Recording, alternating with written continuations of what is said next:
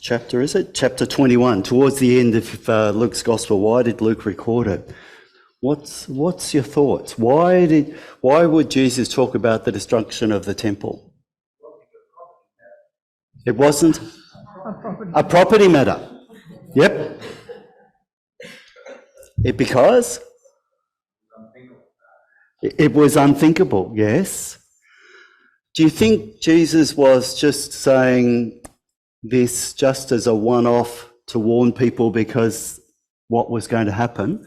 Or is there something deeper happening here?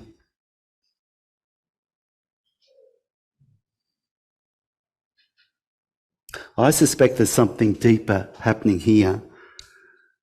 And Luke, having actually known about the experience of the destruction of the temple, maybe even put this in because it not only did Jesus talk about it, because obviously the words are here, but it actually happened in Luke's lifetime.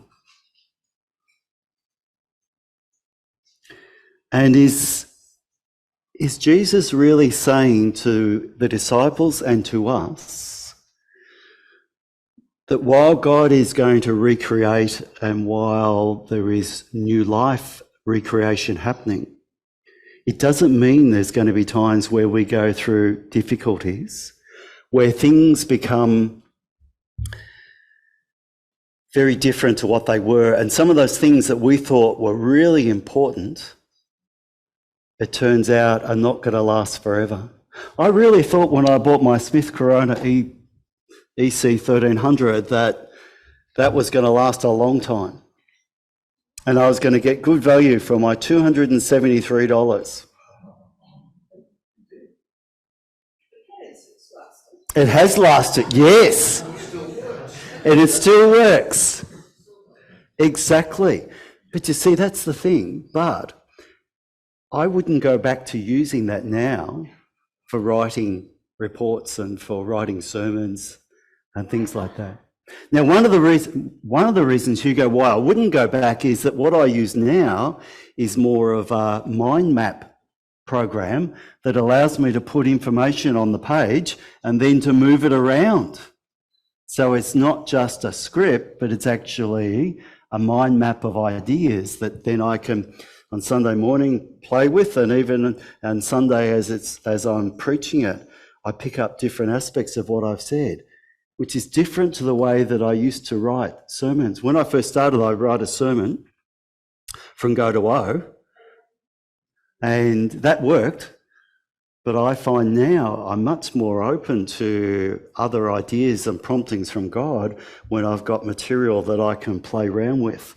And I'm not following the script, which works for me, but doesn't always work for other people, because some people need to write the script. And one way is not any better than the other. It's what works for you, isn't it?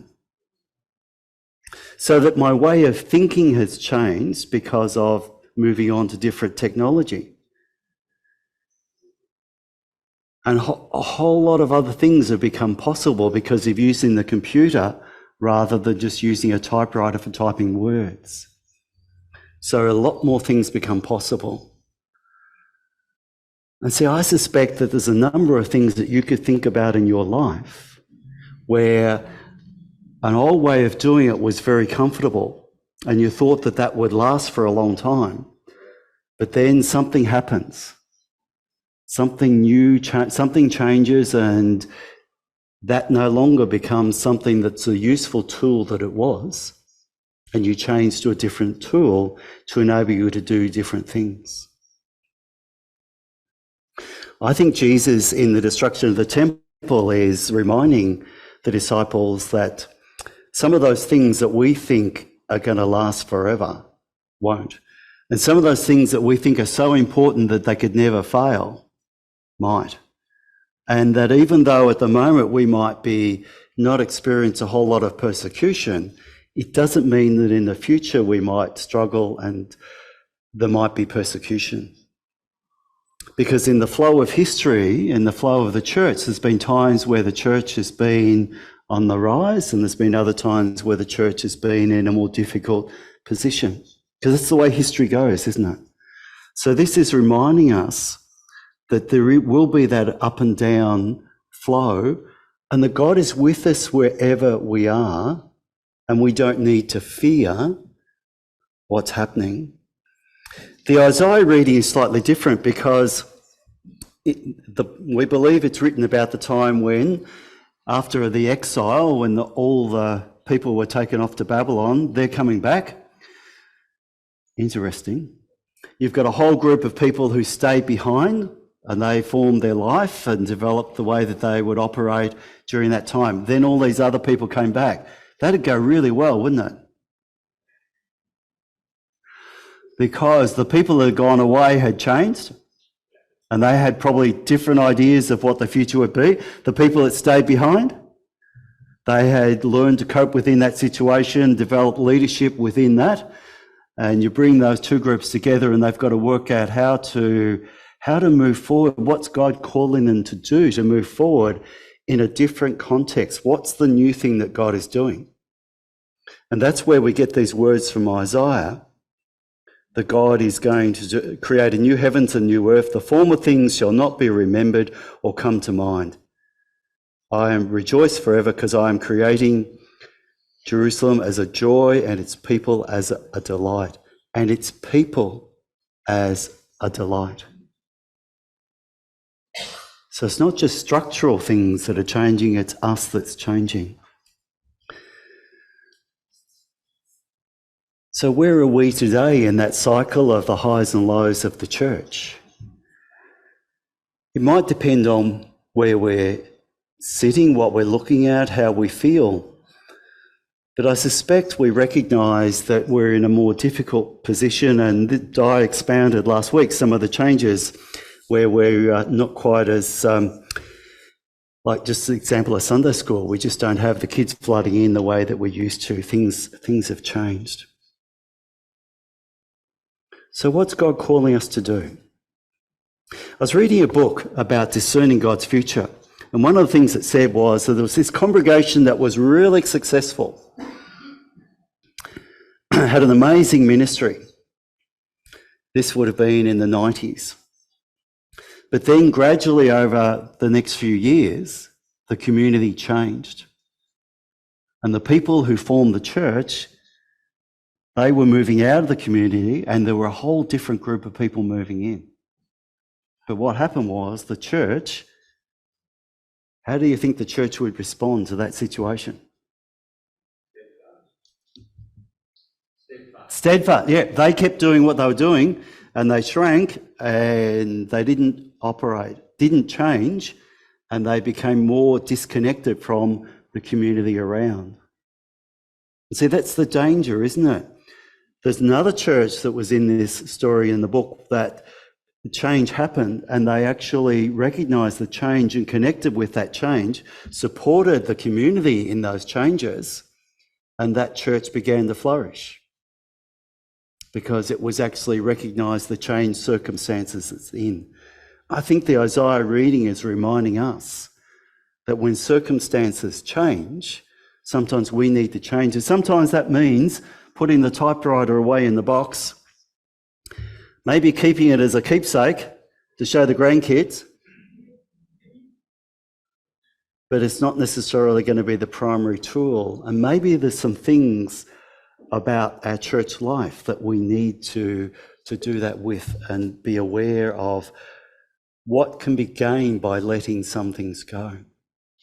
But I suspect the biggest struggle in letting things go is a mental process of how we actually engage with change. I've been reading a book by Susan Beaumont called How to Lead When You Don't Know Where You're Going. And what she's describing is the situation of the church today where it's not like we can say that's where we need to be and we're just going to move in that direction. It's something that's emerging, and our experience is much more like when the people of Israel, the exiles, came back and they had to work out and journey towards the future rather than being clear what that future was. And I think that's where we're at. And what she describes is the role of the leader in that is to be aware of the blind spots of the leader. the blind spots of the leader. And the way she describes these blind spots are the inner voices that we listen to that can help us or hinder us from moving on, from letting go and picking up something new. Now, you know, when someone says to you, you could do this job, and you go, no way I could do that, no way I could see myself doing that. Often there's an inner voice that says, I tried that once and it didn't work, or there's no way I'm going to put myself out there and fail in front of other people because of past experience. Those inner voices that speak to us. In this book, she talks about the 3 inner voices that can stop us from being open to what God is doing. And they are the voices of judgment, the voices of cynicism, and the voices of fear. The voice of judgment is, you know, that thing where this will never work. It's never worked. It always, those judgments that we've got that we repeat over. If that's happening, it creates a blind spot because we can't see the potential new opportunities because we're going to stick with. Now, if I had been in college and I had stuck with my biro, my fountain pen back in those days, my fountain pen, and said, there's no way I'm going to move to a typewriter, would that have stopped me picking up a computer? Maybe not, but it might have, because that's always the danger, isn't it? There's a path. You move to the typewriter, you move to the computer, a Mac all in one, as it was in those days, with a mouse, one of the first ones to have a mouse. There's a journey and a progression that we go through, and you can be stopped. So the judgment, there's no way that that people are ever going to pick up these modern computers and use them. Judgment can create a blind spot for us. Cynicism, it'll never work.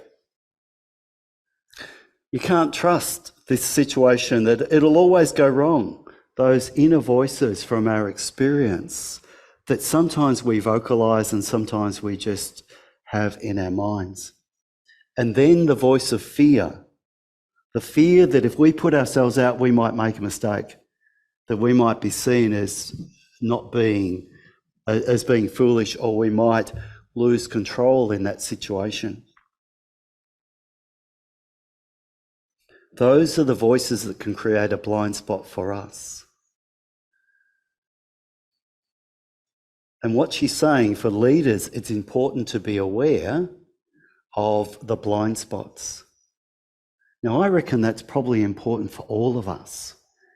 Wherever God's going to lead us as individuals, as congregations in the future, we can have blind spots where God might be saying, do this. But because of the blind spots, we don't even hear the voice.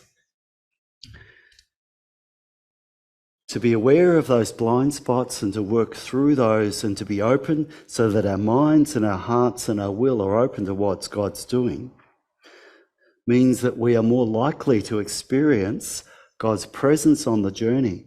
And as we experience God's presence on the journey, God helps us to deal with See, it's not that the fear or the voice of judgment is wrong, it's just that we need to be able to recognise when that's just our own fear or whether it's actually something God's prompting us to say no.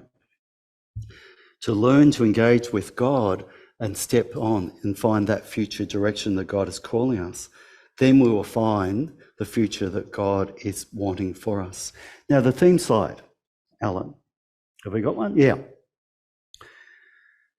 As I was thinking about the theme slide and those words from Isaiah, and that's the Message translation, which just puts a different nuance on it. Pay close attention now. I'm creating new heavens and a new earth. All the earlier troubles, chaos and pain are things of the past to be forgotten. Look ahead with joy. Anticipate what I am creating. Anticipate what I am creating. This is almost, next Sunday is the end of the liturgical year. That's a picture of sunset. Sun's going down, but there's some dark clouds there. Could almost, at times, that's how maybe it feels for us, that we're experiencing some dark clouds. The question is to look for what new thing that God is doing and anticipate the thing that God is creating, not just around us, but also within us. And the part that God wants to play in us, working with God in that new creation. What's God saying to you today? What's God calling you to be aware of? What are the possible fears that need to be recognised and worked through?